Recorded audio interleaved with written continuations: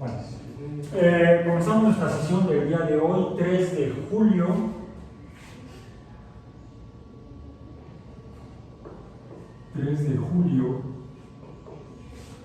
De 2025 en ecología, ya habiendo concluido la unidad 3 del programa, que era actividades antropogénicas, para iniciar la cuarta sesión, la cuarta unidad del programa. Cerrábamos el día de ayer la unidad 3, la de actividades antropogénicas, con el tema, no mentira, iniciamos ayer, perdón, y terminamos el lunes pasado la tercera unidad, habiendo revisado el crecimiento, los conceptos económicos, que es el supuesto crecimiento económico de las sociedades una vez que se establecen las sociedades humanas urbanas con la fundación de las primeras ciudades, sustentadas fundamentalmente en la agricultura, además en la ganadería, porque la ganadería depende de la agricultura, hay que producir el alimento para los organismos consumidores primarios, que serían los que consumen a los productores, los verdes, las plantas principalmente, a los cuales se le comen las vacas, borregos, gallinas, las gallinas cuando les damos granos, semillas. Sí. Tanto el ganado ovino, bovino, caprino, aviar, todos esos se alimentan de productores. Entonces serían los consumidores primarios y nosotros seríamos consumidores secundarios de los consumidores primarios cuando nos alimentamos del ganado, cualquiera de estos. El poder producirlos en un lugar nos permitió, como especie, asentarnos permanentemente en sitios específicos de la superficie de la Tierra, que es lo que da lugar a lo que llamamos ciudades. Y de ahí a las civilizaciones. Civilización viene de la misma raíz de ciudad. De hecho, la U y la V tendrían la misma raíz etimológica en el español. Entonces, y el poder contar con el alimento de una manera más constante, con el tiempo dio lugar a una mejor nutrición, mejores condiciones de salud, disminución en la tasa de mortalidad, sobre todo perinatal. Eso extendió la longevidad, la esperanza de vida en las personas, y también al reducir la mortalidad alrededor del nacimiento perinatal y extender el periodo de vida, hizo que, como vimos en el ejercicio matemático, pues los individuos se acumularan en el tiempo, y eso dio lugar a un incremento en la tasa de crecimiento de la población humana en la Tierra. Si en un principio, desde la fundación de las primeras ciudades, fue relativamente lento, la pendiente de la curva de número de habitantes o número de individuos humanos contra el tiempo, la pendiente fue pequeña, no era lineal. De hecho, no es lineal la función que describe el crecimiento o el aumento de la población de ninguna especie biológica, incluso hablando de especies no vivas como los virus. Todos sus procesos de crecimiento o de reproducción tienen forma matemática exponencial, todos. Lo que puede variar es el incremento en la pendiente de la curva de crecimiento poblacional entre especies. Algunas se dibujan hasta como lineales, cuando las poblaciones la tasa de reproducción es muy alta, porque más bien la tasa de reproducción es muy alta, pero no la tasa de supervivencia, como en el caso de muchas plantas que producen semillas a lo bestia, porque se requiere que un número muy grande de partículas germinales que den lugar a nuevos organismos, porque esas mismas son fuente de alimento para otras especies y son depredadas por otros organismos. Entonces, se requiere que sean muchas para que algunas alcancen a desarrollarse para reproducirse. Porque si fueran pocas y se las come alguien más, daría lugar a no proliferación, no reproducción eficiente de la especie, y esto daría lugar a su extinción. Entonces, por ejemplo, las plantas por eso tienden a producir muchas semillas. Las plantas con flores que producen semillas tienden a producir muchas semillas. Las plantas que no tienen flores sino conos, como las coníferas, ¿cuántos conos pueden ver ustedes en cualquier conífera? Un pino, un abeto, un ciprés. Son un montón de conos y en cada cono salen muchas semillas. Entonces se requiere que sean muchísimas semillas para que algunas lleguen a germinar, y de esas algunas, porque si está creciendo la plantita, pues llega un herbívoro y se la come. Ya no llegó a la fase reproductiva.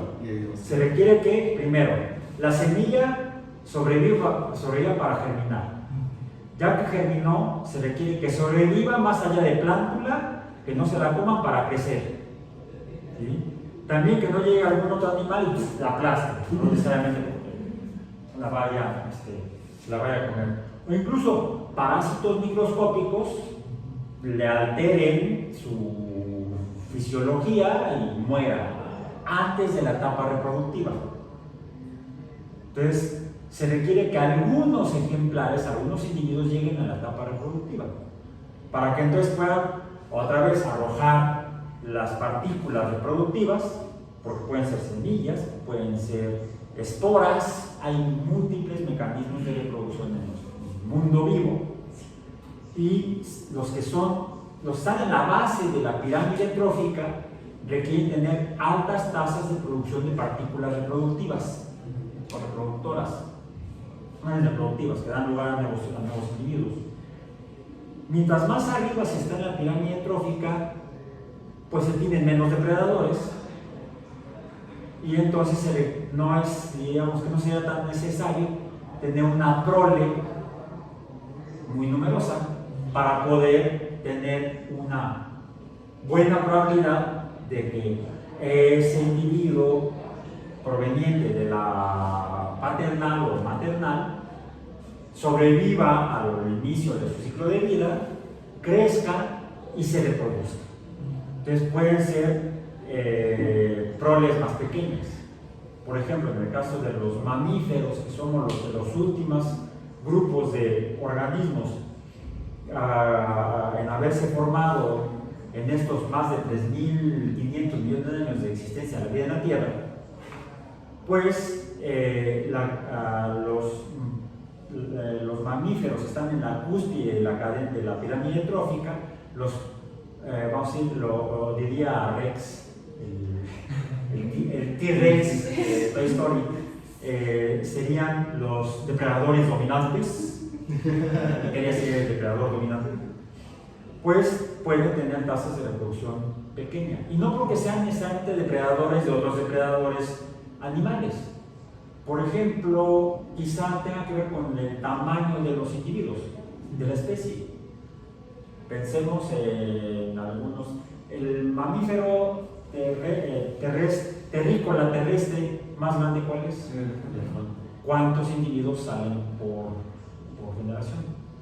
En cada proceso reproductivo, uno. Una madre elefante solamente puede tener una cría. Por el tamaño de la cría, no caben dos. Quizás si quedara preñada una hembra elefante por gemelos, muy probablemente no llegaría a término ni la madre ni los gemelos. Daría lugar a la muerte de los tres individuos, vamos a decir, la madre y las dos posibles crías. Cetáceos, balénidos, ballenas. Las ballenas también, y los delfines, que no son balénidos, son delfínidos. Son odontocetos, tienen dientes. Las ballenas tienen barbas. También tienen una cría. Entonces, ¿por qué? Son muy grandes. En el caso de los humanos, de Homo sapiens, es curioso que pueda haber proles de más de uno. ¿Sí? Mellizos, ya sean homocigotos o heterocigotos, a veces trillizos, Y aunque llega a suceder de manera natural, es muy raro que sean proles de más de 3. Casi siempre cuando ha ocurrido en las últimas décadas ha sido por procesos de fertilización artificial. ¿Llega a ocurrir de manera natural? Sí, pero es muy poco probable, es muy poco frecuente poblacionalmente, y en la antigüedad, la mayoría de las ocasiones, la madre fallecía. Con el hecho de que los productos no llegaban a meter. Eso en cuanto al crecimiento de las poblaciones, que fue el último tema de la tercera unidad de nuestro programa del curso de ecología. Bien, estamos entonces,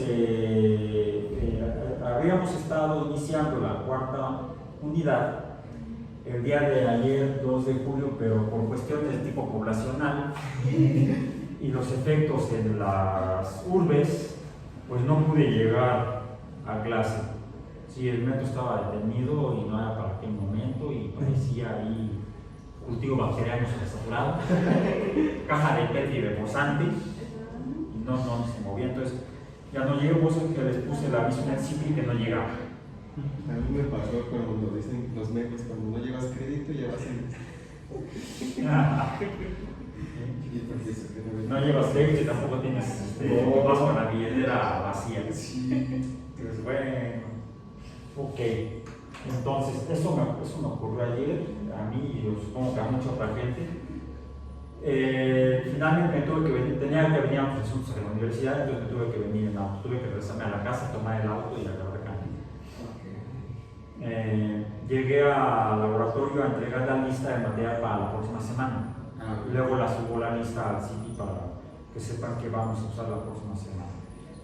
Que será para abordar otro tema más de nuestra cuarta unidad, la cual es, bueno, entonces, el crecimiento de la población humana, por la magnitud, mencionamos más de 8.000 millones de humanos, ha tenido realmente un muy alto, muy importante impacto en los ecosistemas, en la Tierra, en la biosfera en general. Y eso,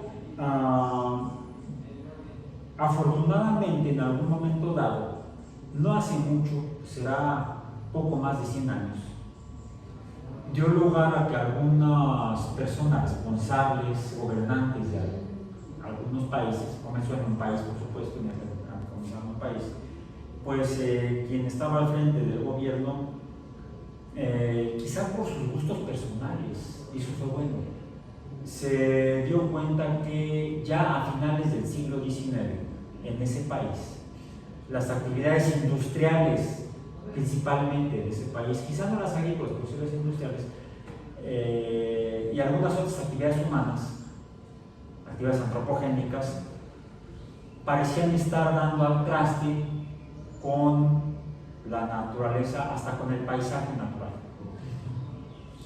Estoy hablando del entonces presidente de los Estados Unidos de América,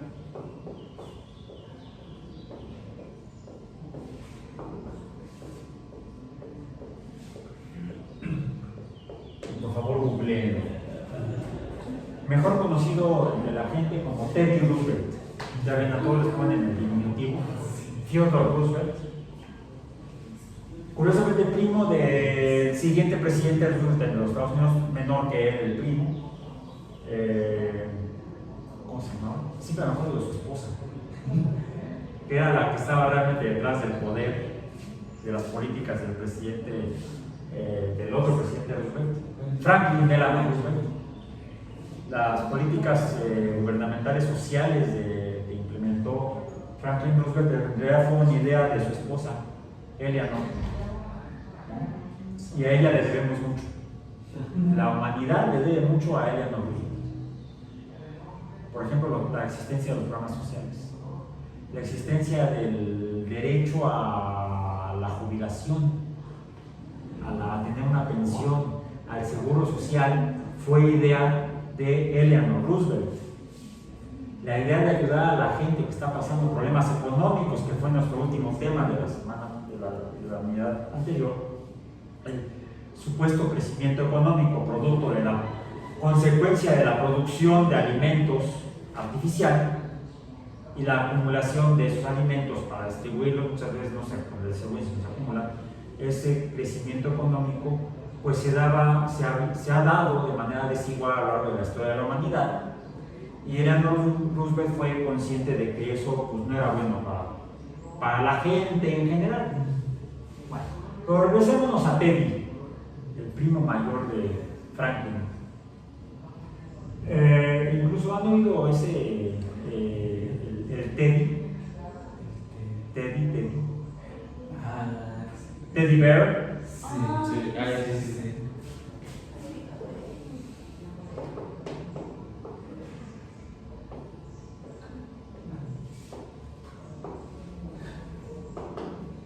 Teddy Bear.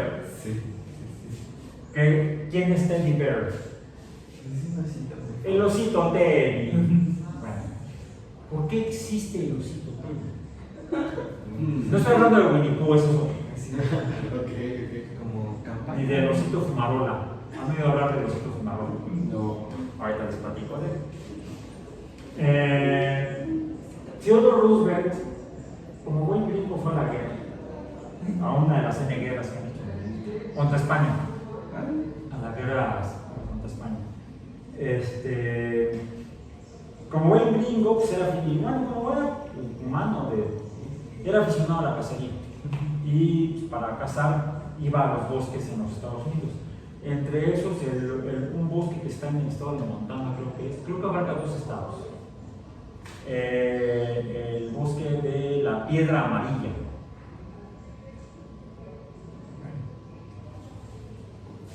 ¿Cómo se dice piedra amarilla en inglés? Yellowstone. Ya sabes qué. Yellowstone. Por cierto, ¿por qué amarilla? No sé. Mucho yacimiento de ¿Eh? Mucho yacimiento de algún mineral. ¿Como cuál? Que sea amarillo. El oro es amarillo. No, amarillo, porque el oro no es amarillo, es dorado. La tierra ocre. No, que es ocre, no es amarillo. Estamos como cuando hablábamos del cobre, el cobre es color cobre. La tierra de cielo también es. No, estoy hablando de. ¡El diablo! Azufre. El azufre es amarillo. El azufre molecular es amarillo. Es un polvo amarillo. ¿Dónde encontramos el azufre? ¿Dónde lo encontraron los castellanos encabezados por Cortés? Por don Fernando Cortés y de Monroy. Cuando vio la gran ciudad de México, Tenochtitlan, hace 500 años, poco más de 500 años, y dijo: yo la quiero. No la ciudad, sino lo que tenían alrededor de la ciudad. El famoso tesoro de Montezuma. Montezuma le llamaban los gringos. Incluso tiene una canción que dice: From the halls of Montezuma to the shores of Tripoli. El himno de los marines. Que estuvieron aquí en 1846 al 48. ¿Se dan cuenta cómo todo tiene que ver? La historia.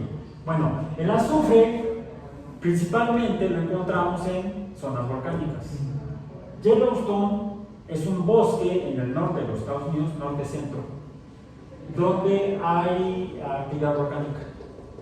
Pero la actividad volcánica de la tierra salen minerales, los cuales son muy importantes para el metabolismo vegetal, y entonces se producen bosques muy ricos en esa zona, bosques templados, porque está más allá del trópico de Cáncer. Está en la zona templada, ya hacia la zona ártica. Entonces ahí tenemos bosques de coníferas, por ejemplo, y donde hay bosques de coníferas, pues hay grandes depredadores, en este caso norteamericanos. No hay los depredadores que hay, por ejemplo, en África o en Asia, felinos. El más grande que hay en Norteamérica es el puma, de ahí luego el lince y otros. Hay otros depredadores, son felinos, o sea, también hay cánidos, osos, diferentes especies de osos. En Yellowstone en particular es más abundante el oso negro. Otros cánidos, hay lobos. Bueno, hubo un momento en que los lobos desaparecieron, los cazadores los extinguieron localmente en Yellowstone. Bueno, de eso, por cierto, la extinción de los lobos en Yellowstone fue posterior a Roosevelt. ¿Sí? A pesar de lo que Roosevelt vio que se venía. Quizá él observó que al pasar de los años se le encontraban menos presas y él quería cazar, y quizá cayó en cuenta de que a lo mejor somos nosotros los que lo estamos acabando, acabamos de cazar. Entonces decidió Theodore Roosevelt crear una zona de protección o hacer una protección del bosque de Yellowstone, y creó el primer parque nacional con el objetivo de proteger ese bosque, el Parque Nacional de Yellowstone. Y de ahí otras regiones bonitas donde había una relativa, considerando que es bosque templado, no son zonas templadas, solamente bosque templado, hay otras zonas, hay otros ecosistemas en la zona templada, que empezaron a ser declarados Parque Nacional, y estableció en los Estados Unidos, por decretos de los gobiernos federales, el Sistema Nacional de Parques Nacionales. Poco tiempo después, y esas son cosas que sí son buenas imitar, copiar, en México,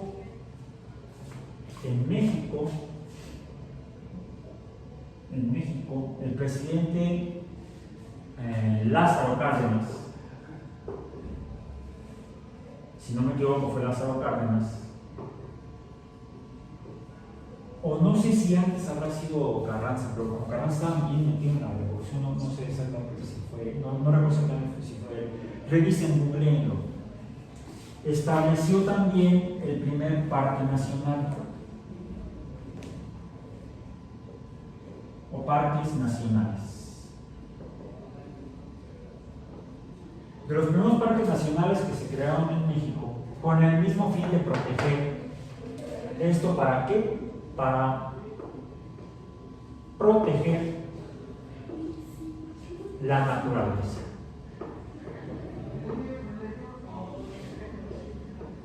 Y por naturaleza entendamos hoy en día lo que llamamos ecosistemas. Sí, fue Carranza. Sí, fue Carranza, ¿no? Sí. Ya tenía por ahí la. Entonces corrijamos aquí, ¿no? Cárdenas hizo otras cosas como nacionalizar la industria petrolera, crear el Politécnico, ¿sí? Entonces fue, dijimos, Venustiano Carranza. Sí.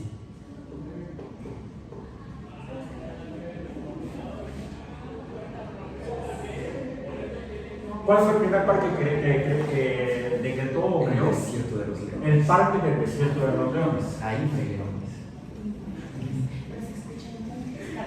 ¿Por qué se llama el Parque del Desierto? Porque no es ni desierto ni hay leones.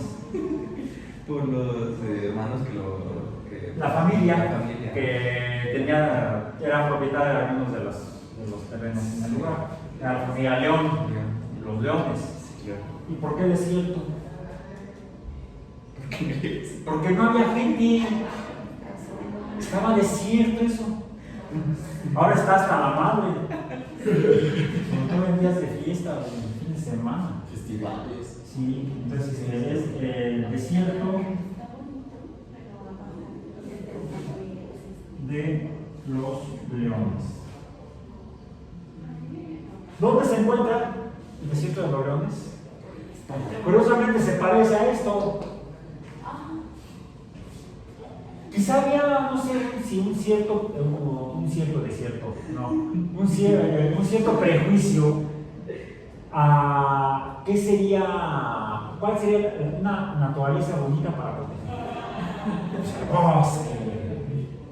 Vas al bosque, ves los pinos, los pajaritos. Y han ido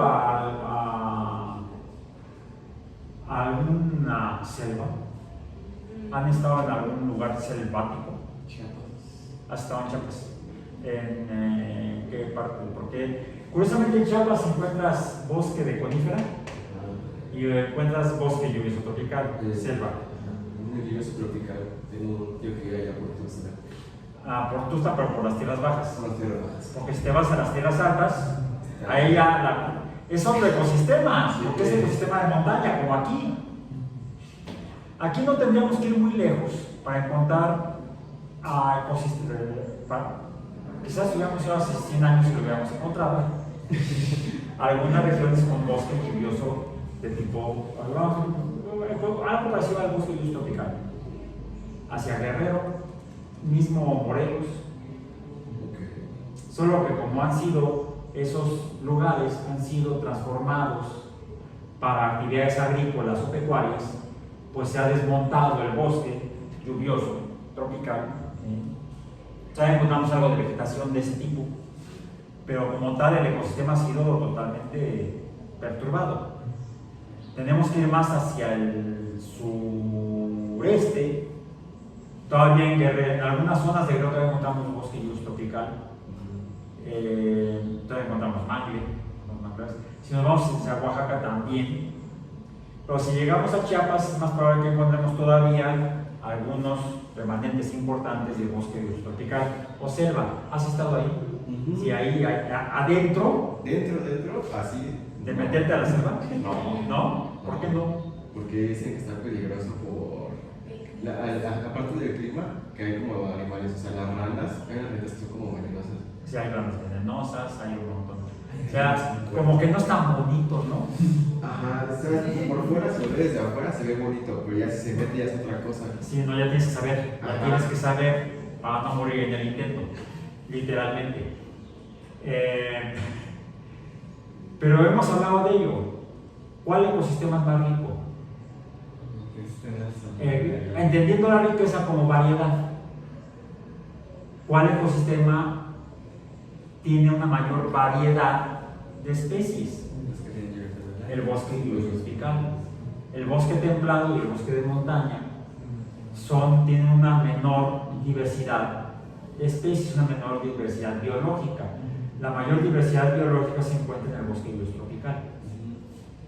Pero dentro de esa diversidad biológica, y lo leí al principio del primer capítulo de La vida en la Tierra de David Attenborough, pues encuentras un montón de bichos, algunos desconocidos y algunos te van a matar. Entonces, ay, no, está feo. Entonces, había un cierto prejuicio en cuanto a qué lugares sí hay que proteger y otros que no. Al contrario, hay que conquistarlos, hay que dominarlos. Es una visión muy antropocéntrica, lejana a la naturaleza, paradójicamente. Cuestión de ignorancia, desconocimiento de la realidad biológica. Cuando entendemos qué es la vida, qué es la biología como sistemas y cómo funciona, vamos entendiendo, número uno, que no hay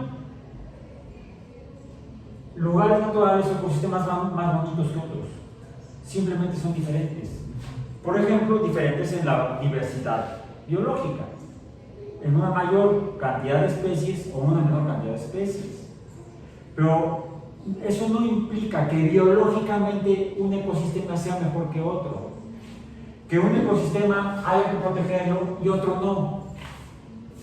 Es una visión que sí imperaba al inicio del interés de la gente por proteger a la naturaleza, a los ecosistemas, a lo que ahora sabemos y entendemos de cómo funciona la vida en la Tierra. Entonces podemos ir mucho más allá de eso después de más de 100 años. ¿Cuándo fue cuando Carranza decretó el desierto de los leones? Por ahí no sé si tenías también el dato de la fecha o del año. Fue antes de que lo mataran, por supuesto. El 27 de noviembre de 1917. En plena revolución. Sí, 27 Sí. de diciembre. Noviembre. En noviembre vamos a ponerle XI, XX, 11 en romano, de 1917. O sea, hace 128 años, no, 119 y 108 años. O sea, tiene apenas poco más de un siglo. No sé si encontraban el decreto de Roosevelt, de Yellowstone. Búsquenlo, por favor, para ubicar. No recuerdo si fue incluso a finales del siglo XIX. ¿Cuándo fue? El 1 de marzo de 1872. Bastante antes. El 1 de marzo de 1872. Y sí fue Roosevelt, ¿no? Y sí fue Yellowstone. Sí, entonces no, mi Alzheimer no está tan peor. Bueno, ok. Esto es proteger, protección. En México se hace con la misma intención. De hecho, se empiezan a decretar otros lugares, principalmente al inicio, alrededor de la Ciudad de México, como parques nacionales para protegerlos. Algunos que siguen al... No fue Roosevelt. ¿No? ¿No fue Roosevelt? ¿Quién fue? Ulises Grant. Ulises Grant. Bueno, no importa, dejemos a Teddy Bear y corrijamos. Ulises Grant. Sí, no, sí, porque desde el año me sonaba mucho. ¿Cuándo nació Roosevelt? Roosevelt fue presidente a finales del siglo. Roosevelt fue el del Canal de Panamá. Entonces fue Ulises Grant. Corregimos, Ulises Grant. Me decían mejor la historia de México que la de los Estados Unidos. Soy mexicano. Él nació en 1882. O sea, 10 años después, sí, del parque. Pero sí, él también decretó varios parques nacionales, eso sí lo recuerdo. Bueno, entonces Yellowstone fue por Ulises Grant en 1872. En México, el desierto de los Leones por Carranza en 1917. Posteriormente se decretan otros parques como el de los Remedios,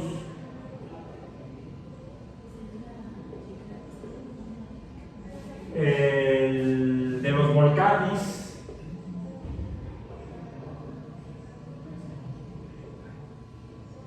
etc. Pero ahora, por favor, busquen el Parque Nacional de los Remedios.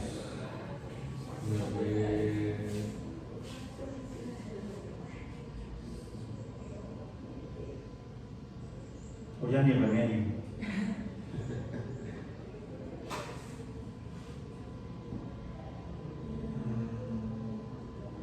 ¿Quién lo fundó? No, ¿cómo está? Bueno, si tienes el dato de quién lo fundó, pues es interesante. Se encuentra en el extremo oeste del municipio de Naucalpan. Ajá. O sea, ¿cómo está? ¿En qué sentido? No lo entiendo. ¿De qué hay ahí? Sí, También parece bosque, sí hay algo de bosque de pino encino. pero como que muy...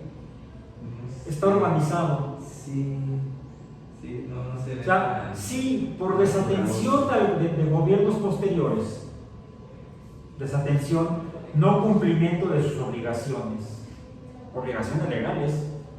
Cuando un presidente, cuando alguien llega a la presidencia en México, hace un juramento, una protesta, le llamamos en México, protesto, la frase es más o menos así como, protesto, cumplir y hacer cumplir la Constitución Política de los Estados Unidos Mexicanos y las leyes que de ella emanen.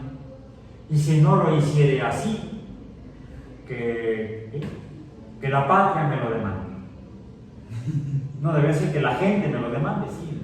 Con la patria no habla, quienes hablan es la gente por la patria.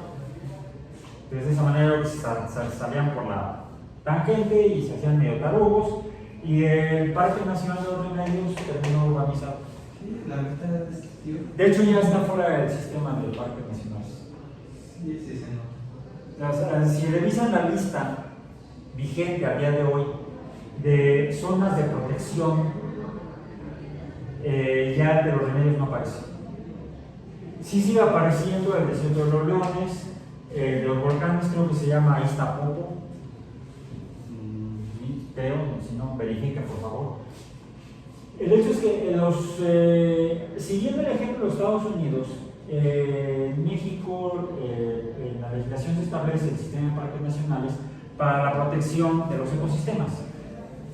Pero el caso del Parque de los Remedios pone en evidencia que el sistema de parques nacionales no estaba funcionando, no como debía. Y eso llevó a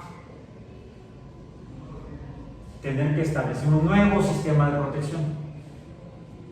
Y es el que ahora, por ejemplo, en el sistema actual se listan lo que se llaman las áreas naturales protegidas.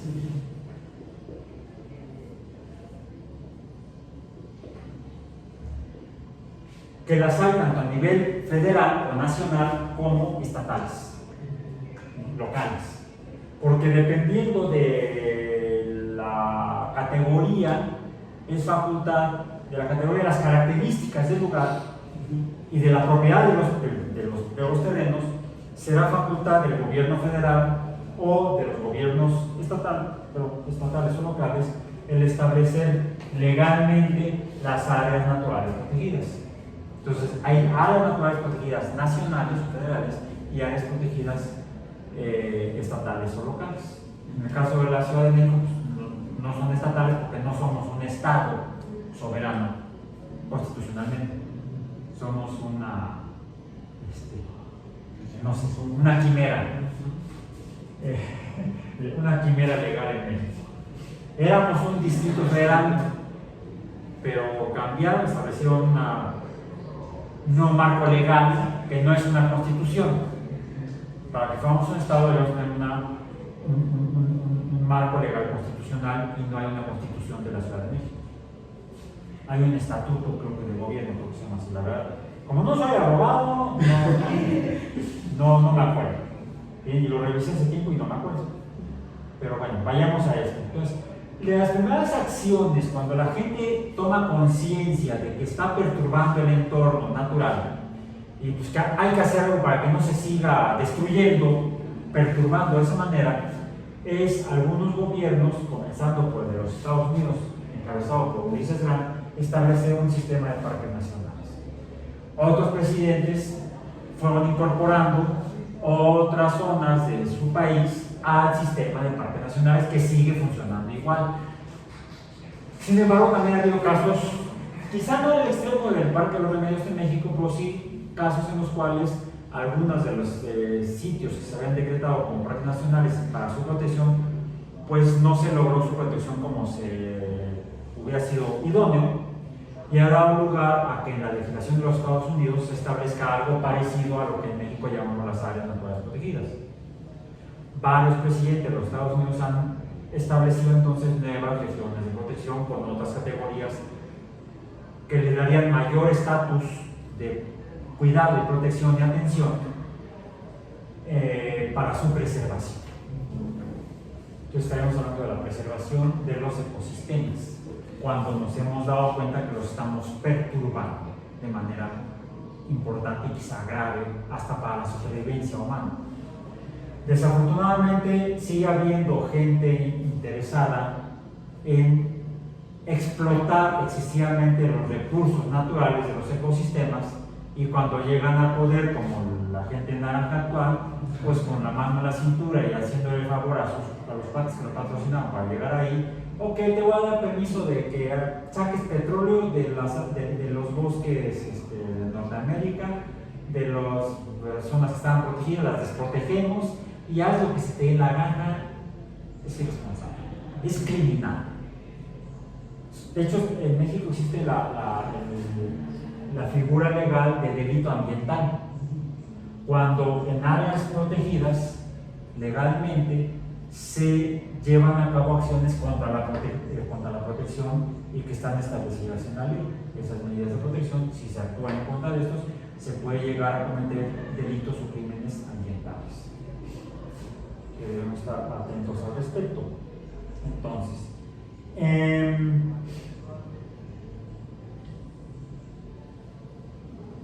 bien, entonces Pero proteger no es suficiente. Nos dimos cuenta que proteger no es suficiente porque a veces no funciona.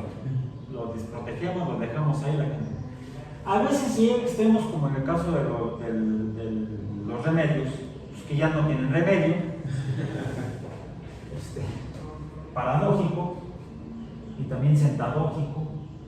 Y entonces, si no llegamos a este extremo, quizá podamos hacer algo al respecto. Y lo que se han establecido son, principalmente en materia de atención a las áreas protegidas y a los parques nacionales, cuando hemos visto que se han alterado, pues se llevan a cabo medidas de restauración.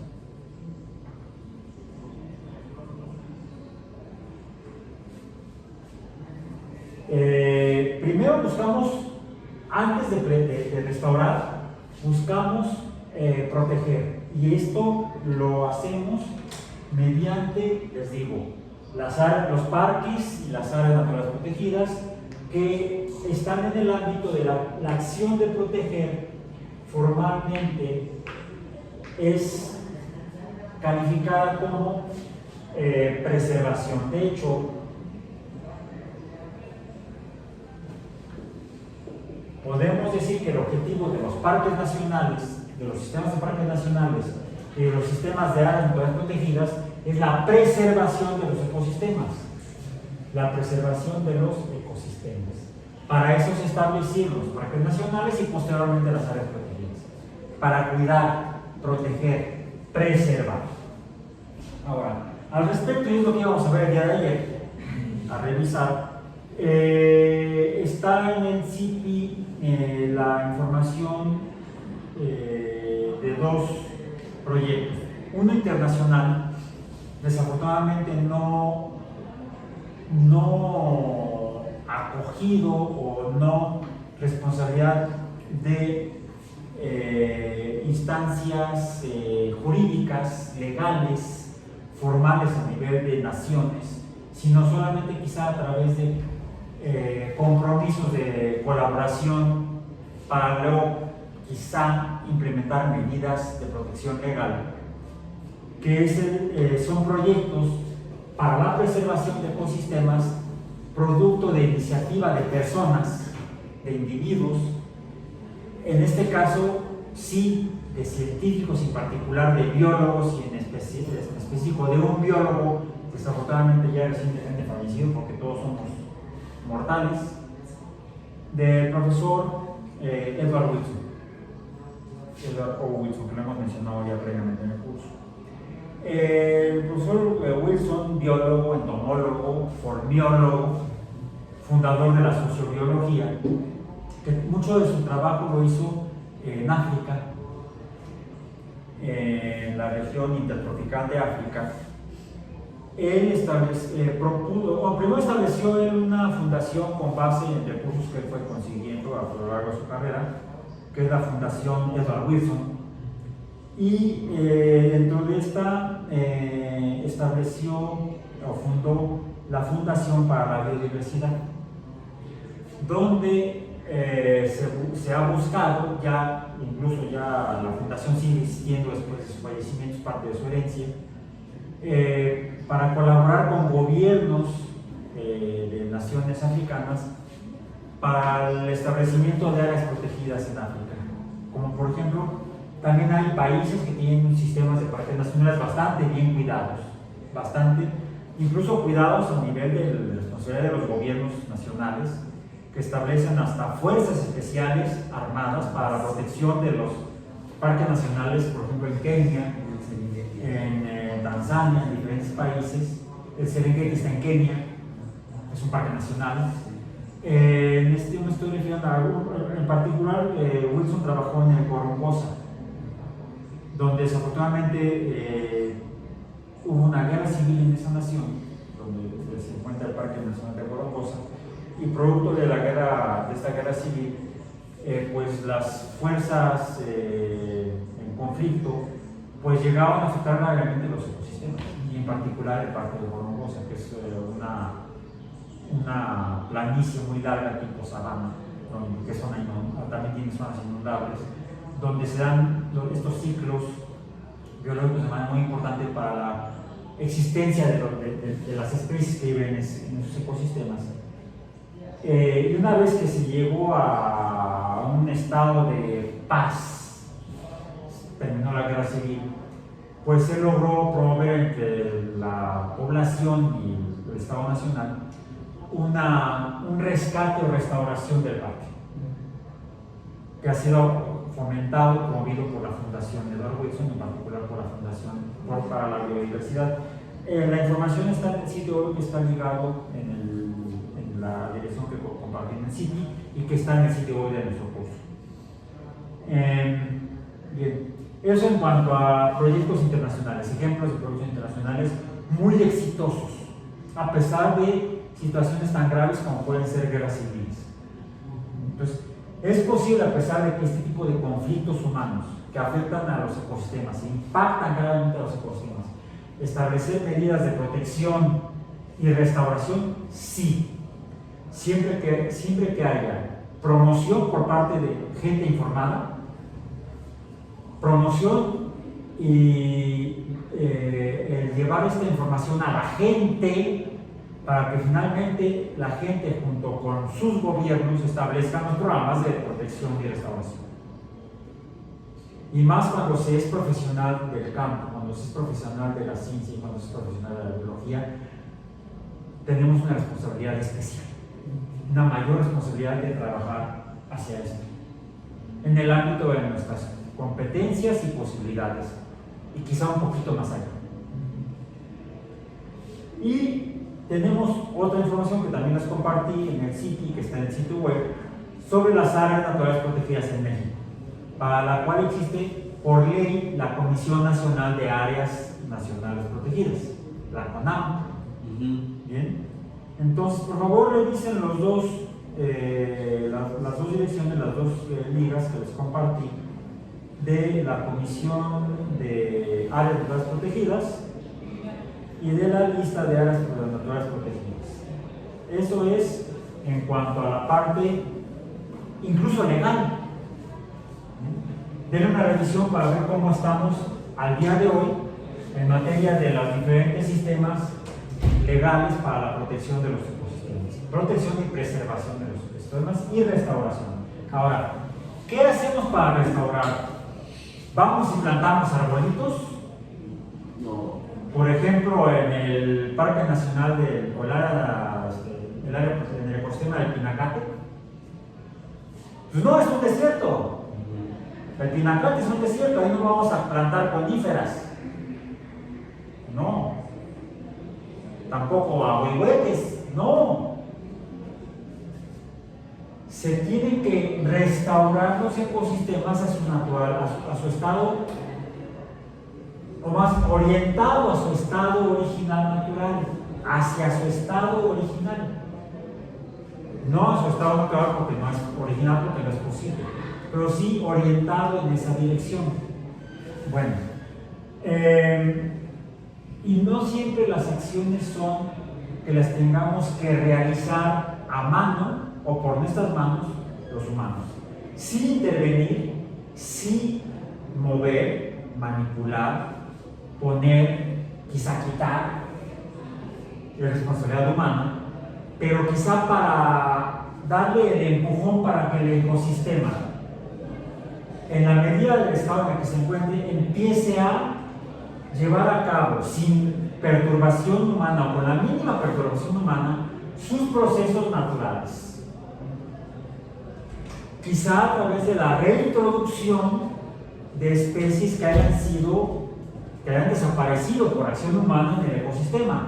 Mencioné a los lobos de Yellowstone. Los bonitos. Afortunadamente, hace algunas pocas décadas, producto del trabajo de biólogos y biólogas, profesionales de la biología en los Estados Unidos, patrocinados tanto o fondeados tanto por financiamiento gubernamental como por fundaciones privadas, llevaron a cabo programas de reproducción de lobos grises, diferentes especies y variedades de lobos. Por ejemplo, los lobos que habitaban originalmente el Yellowstone, los cuales se encontraban, algunos de ellos incluso en zoológicos. No solamente existen para la preservación parques y áreas naturales protegidas, sino también las unidades de manejo de fauna o de vida silvestre, las UMAS, si no me refiero a las monetarias, sino a las otras, unidades de manejo ambiental, lo que significa una unidad de manejo ambiental, entre los que se encuentran los que antes llamábamos zoológicos. Por supuesto, los zoológicos son para fauna, pero también, por ejemplo, los jardines botánicos. Jardines botánicos, etc. Estas son unidades de manejo ambiental. Ambiental, no necesariamente animal, porque si tenemos un jardín botánico no es para fauna, no es para animales. Entonces, zoológicos son entre comillas. Ya los zoológicos, en México no pueden ser zoológicos o lugares, no donde aunque etimológicamente se significaría el estudio de los animales, no, era más bien para el almacenamiento de animales antiguamente. Quizá sí se preservaban, pero no había una conciencia plena de la necesidad de tener lugares donde se preservaran especies animales en peligro. De hecho, desafortunadamente, a lo largo de la historia, sobre todo en los últimos poco más de 100 años, algunos zoológicos fueron testigos o incluso quizá protagonistas de la observación de la extinción de especies. El último ejemplar de la especie fulanita se encontraba en el zoológico Sutano y ahí fue donde se extinguió la especie. Por ejemplo, el tigacino, o el lobo marsupial, o lobo australiano. No era un lobo, era un marsupial. Un depredador marsupial. El lobo de Tasmania.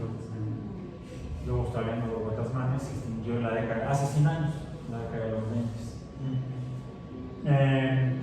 Entonces, las unidades de manejo ambiental son otros sistemas para la preservación de especies. Ahí entonces son lugares donde reproducimos hasta tener una masa crítica suficiente para restaurar. ¿Cómo restauramos? Reintroduciendo. Entonces, para la restauración a veces es necesario reintroducir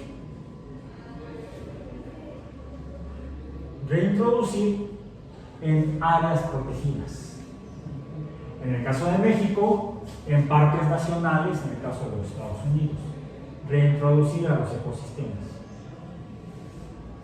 Y el caso de Yellowstone es peculiar y es un ejemplo que debe preservarse, pero actualmente está en riesgo. ¿Otra vez? Sí. Por la forma retrógrada de pensar de gente que desafortunadamente llega al poder local y revierte las leyes de protección, que es lo que a nivel nacional está haciendo y ha hecho desde su primer periodo Donald Trump. Es un criminal ambiental. No tengo pelos en la lengua para decirlo, me importa un pito si me bloquean el video en YouTube. Shame on you if you do it. Bien. Sí, en esto hay que ser firme. Si realmente tenemos el compromiso de preservar. Porque, si realmente tenemos el compromiso, porque la obligación moral la tenemos. Pero la obligación moral es como un llamado a misa. No puede escuchar la campana y decidir si va o no va. Entonces, tenemos como acciones de restauración hay el establecimiento primero el establecimiento de zonas de protección, parques, áreas naturales, UMAS para la reproducción y la restauración la hacemos a través de la reintroducción.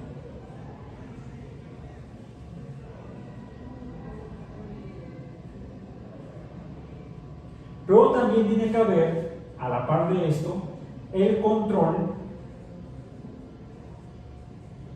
de especies que quizá por ignorancia, por falta de conocimiento, lo que significa la ignorancia, el decir a alguien ignorante no es una ofensa, no tendría por qué serlo, simplemente es la definición en griego, ignotos, gnosis es conocimiento, o sea, es no conocer. Si no conoces, eres ignorante. Yo soy muy ignorante, hay muchas cosas que no conozco.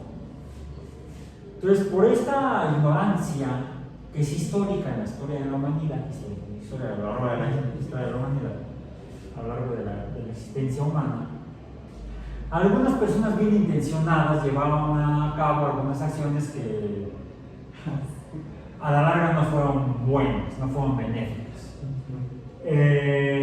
Y lo que se provocó fue el tener organismos que se trajeron de un ecosistema para ponerlos en otro ecosistema diferente, a veces de un continente ponerlos en otro continente. No digo como hicieron los europeos cuando llevaron a sus cabras, vacas, gallinas para alimentarse, para criar, o incluso hasta sus plantas para sembrar, cultivar, plantar, a los lugares donde llegaban, fuera en América, los europeos, en América o en África o en Oceanía. Por ejemplo, a Oceanía, Australia llevaban conejos. ¿Y qué pasó? Se reprodujeron como conejos. ¿Sí? Y se convirtieron en una plaga los conejos en Australia, desplazando a especies nativas.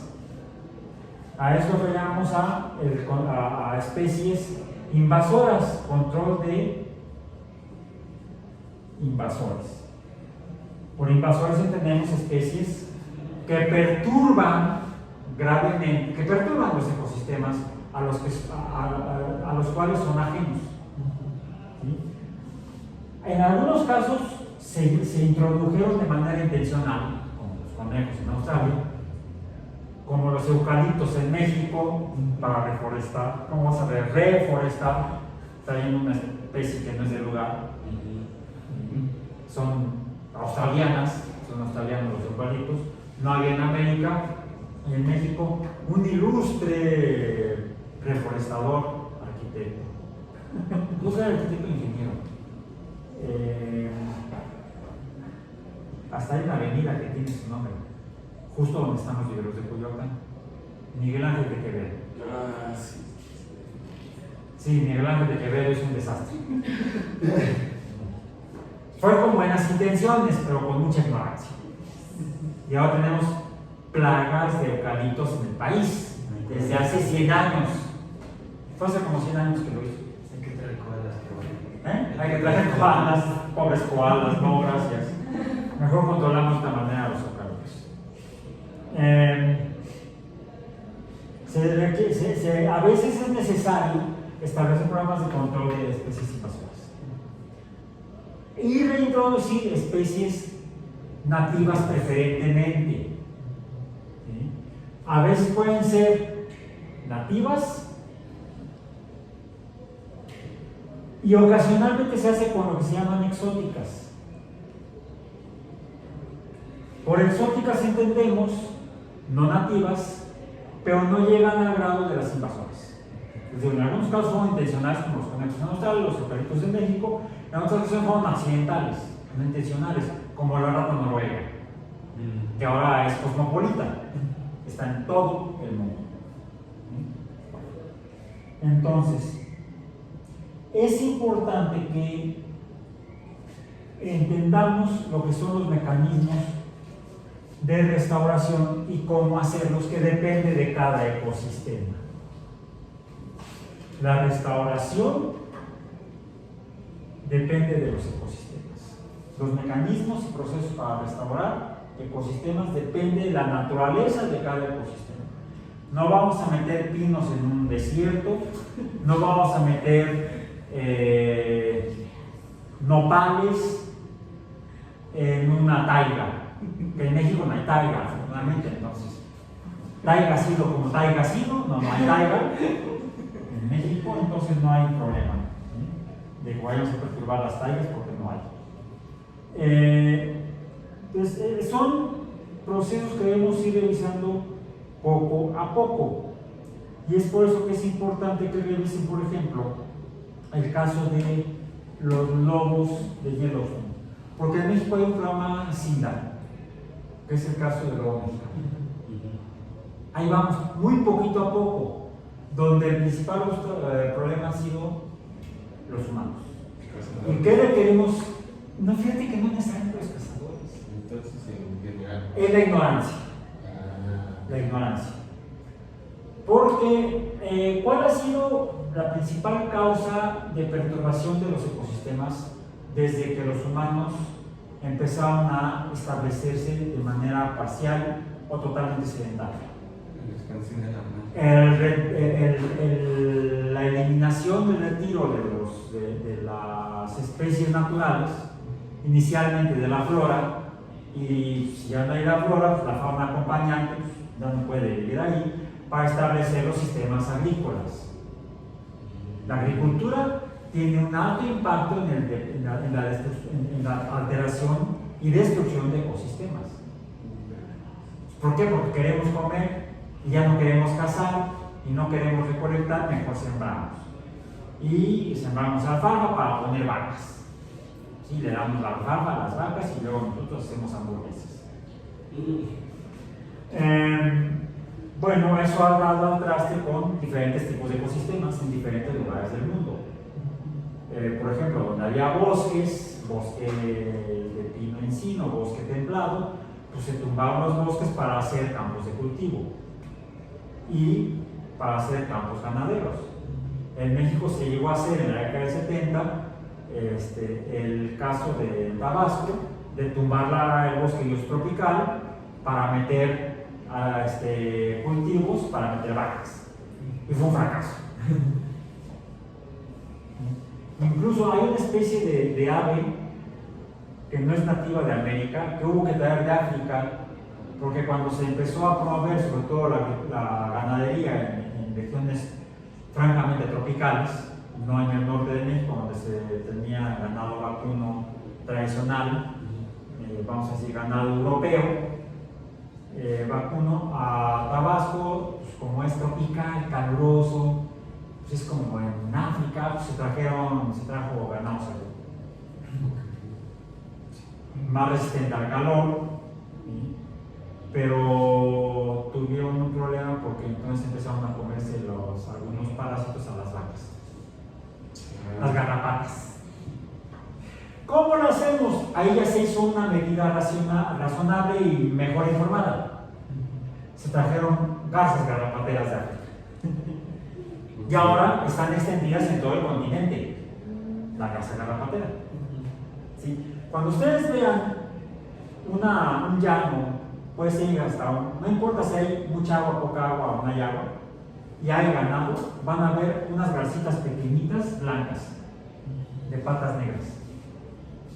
Son garzas garrapateras. Son muy abundantes actualmente en el continente americano, fueron introducidas. Podemos decir que es una especie exótica, porque es ajena, pero se ha logrado en algunos lugares controlar sin necesidad de meter pesticidas a garrapatas. Sí, ocasionalmente no hay suficientes garzas y entonces hay que meter ahí otro tipo de cosas. Las garrapatas que son muy agresivas. Es una forma en la cual no es un proceso de restauración, son procesos de control. Distingamos lo que son la restauración de lo que son las medidas de control. Controlar contribuye a restaurar, pero controlar no es restaurar. Es una medida que contribuye a la restauración, pero per se no restaura. A veces el control se puede hacer, les digo, a través de especies exóticas.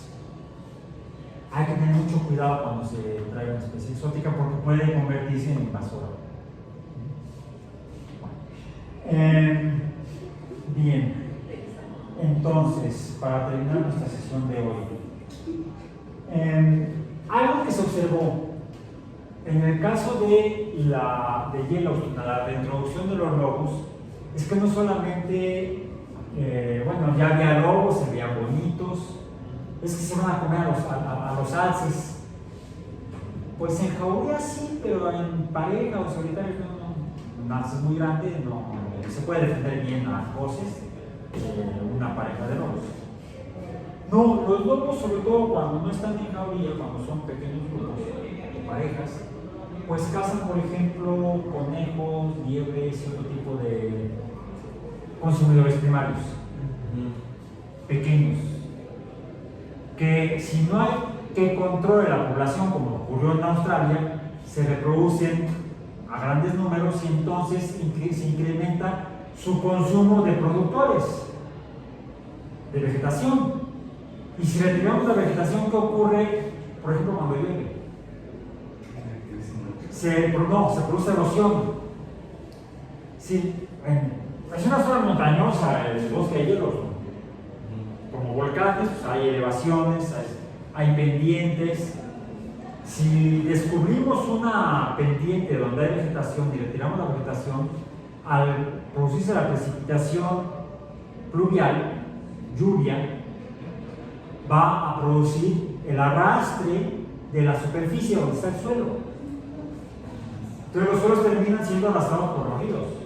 O incluso cuando hay precipitación, no en pluvial, sino precipitación en nieve, al derretirse la nieve ocurre lo mismo. Entonces, una pérdida de depredadores puede provocar el incremento de la población de consumidores primarios, que lleve a un exceso en el consumo de productores, que lleva a la alteración del ecosistema.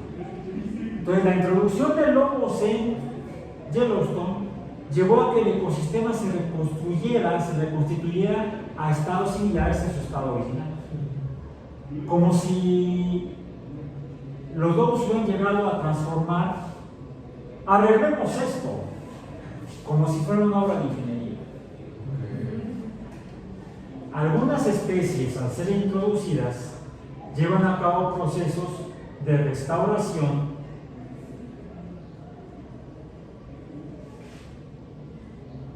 en la estructura del ecosistema. Vamos a decir como si fuera ingeniería.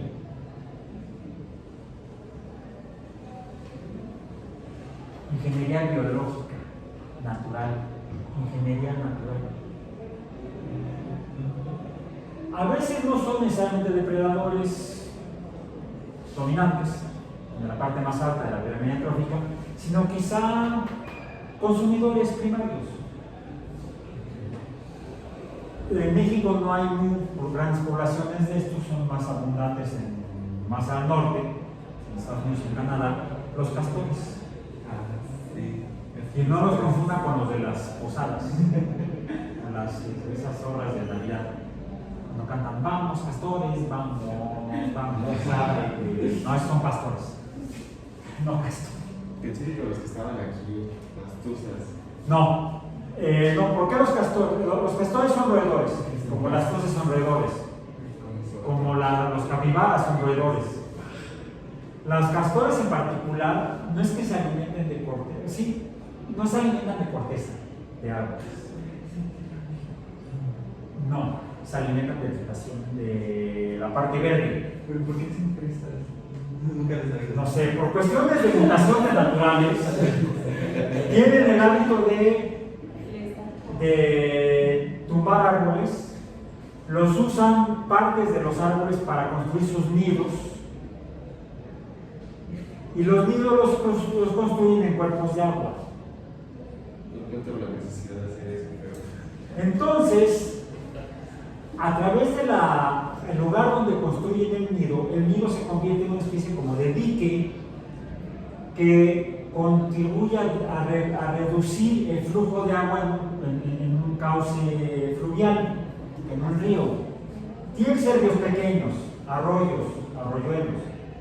Entonces, al reducir el flujo o de plano bloquear el flujo, genera una represa, un cuerpo de agua mayor, donde la acumulación del agua da lugar a que proliferen otras especies biológicas, plantas, animales, hongos, de toda la parafernalia de la biología. Entonces, los castores, por ejemplo, a través de modificar el ecosistema, modificar el entorno de manera natural, producen nuevos nichos y entonces dan lugar a la evolución, no perturbación de los ecosistemas.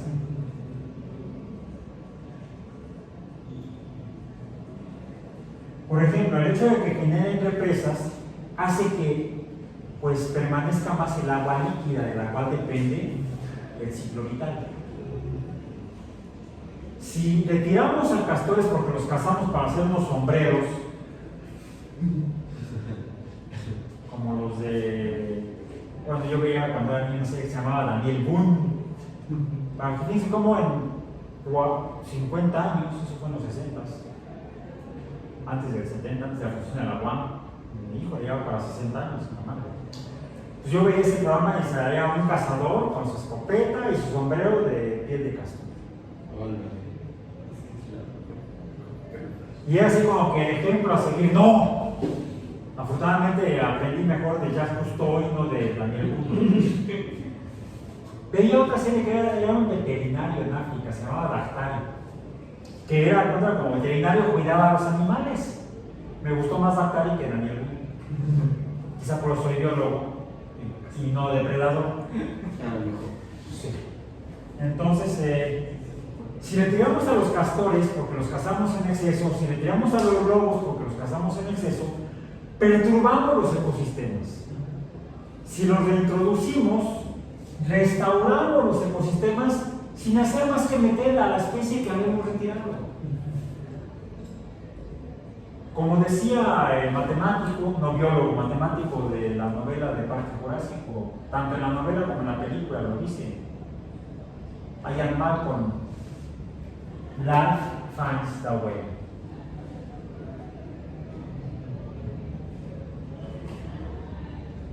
Lo que tenemos entonces como conclusión es que necesitamos seguir estudiando los ecosistemas, tratar de identificar las perturbaciones que hayamos realizado, buscar en la historia natural las condiciones previas de los ecosistemas para poder plantear mecanismos de restauración, ya no solamente de protección. Y en eso es en lo que debemos seguir trabajando. Aquí le dejo, por hoy terminamos, son las 10 con un minuto, ya me pasé. Nos vemos entonces el lunes de la próxima semana. Revisen los materiales, revisen los videos tan preciosos y vamos pensando en más acciones. Por hoy nos despedimos.